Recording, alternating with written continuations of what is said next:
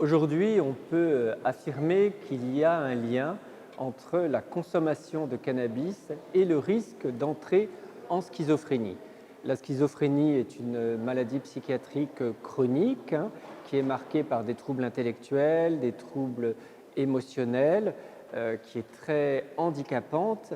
Et on sait aujourd'hui que parmi les facteurs de risque, eh bien, il y a une consommation de cannabis régulière et que plus on consomme du cannabis, plus on consomme du cannabis jeune et plus on consomme du cannabis fortement dosé et plus le risque de faire une entrée en schizophrénie, un épisode psychotique aigu, mais aussi une entrée en schizophrénie, est augmenté, le risque est augmenté par 2 ou par 3. Il y a aussi une explication génétique, c'est-à-dire que tout le monde n'est pas confronté au même risque, mais certains individus, plus que d'autres, en consommant du cannabis, vont augmenter leur risque d'entrer en schizophrénie.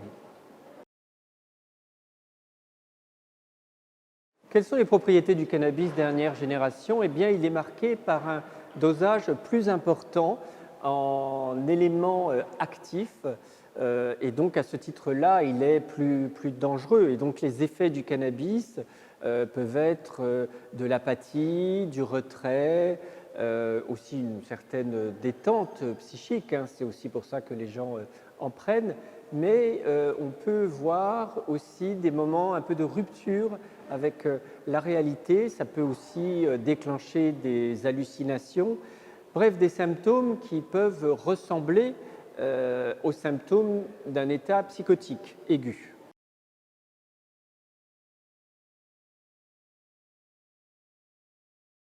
Comment favoriser la communication avec un ado, notamment pour prévenir le suicide? Eh bien, cette communication, elle commence très tôt, c'est-à-dire qu'on communique avec son ado parce qu'on a communiqué avec lui enfant.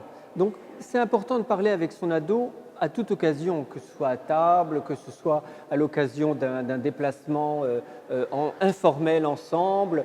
L'idée, c'est de ne pas parler toujours de la même chose. Aujourd'hui, les parents ne parlent que de l'école et font des sermons. Non, on questionne l'ado sur son quotidien, mais on parle aussi de soi. Trop souvent, les ados ont le sentiment qu'on est intrusif, qu'on les questionne. La meilleure façon pour qu'ils acceptent qu'on leur pose des questions, c'est de parler de soi.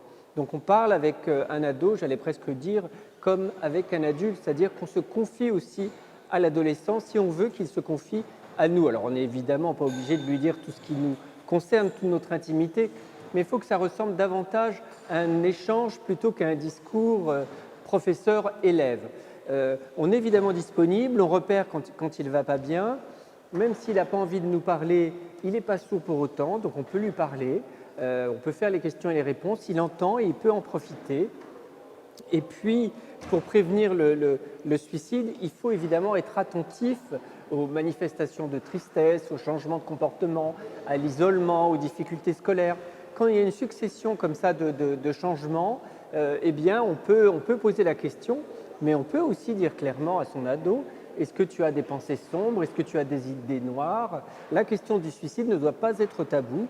Elle peut être abordée directement ou un peu indirectement en disant: est-ce que dans ta classe, il y a des adolescents qui ont parfois des idées suicidaires? Ça ne doit pas être un sujet qu'on n'aborde pas en famille.